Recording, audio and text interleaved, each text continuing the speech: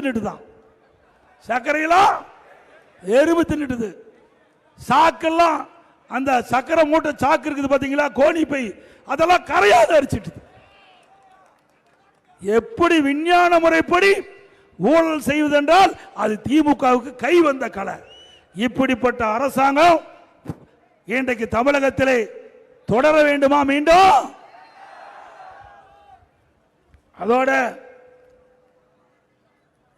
ஸ்டாலின் அடிக்கடி பேசுறார், திராவிட முன்னேற்ற கழகம் ஆட்சிக்கு வந்த பிறகு இன்றைக்கு தொழில் முதலீட்டை அதிக அளவை ஈர்த்திருக்கும் என்று சொல்றார். திரு ஸ்டாலின் அவர்களே, நீங்க ஜெர்மன் நாட்டுக்கு வெளிநாட்டுக்கு தொழில் முதலீட்டை ஈர்க்க செல்லுகின்ற பொழுது விமான நிலையத்தில் அந்த செய்தியாளரிடம் பேட்டி கொடுத்தீங்க. அப்போ திராவிட முன்னேற்ற கழகம் ஆட்சிக்கு வந்து 922 புரிந்துணர்வு ஒப்பந்தங்கள் போடப்பட்டது. 10,62,000 கோடி தொழில் முதலீடு ஈர்க்கப்பட்டது. இதெல்லாம் நிறைவேற்றுகின்ற பொழுது சுமார் 32 லட்சம் பேருக்கு வேலை கிடைக்கும் அப்படின்னு சொல்லிட்டு இன்னொரு கருத்தை சொல்றார்.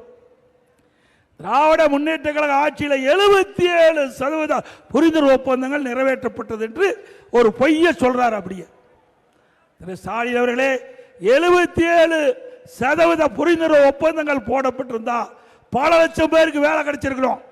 இந்த அம்பத்தூர் ஆவடியில் எத்தனை லட்சம் பேருக்கு வேலை கிடைச்சிருக்குது? கிடைச்சிருக்குதா? அத்தனையும் பொய். நான் சட்டமன்றத்தில் கேள்வி கேட்டேன். தொழில்துறை அமைச்சரை தொலைக்காட்சியின் வாயிலாக அவளுக்கு கோரிக்கை வச்சேன்.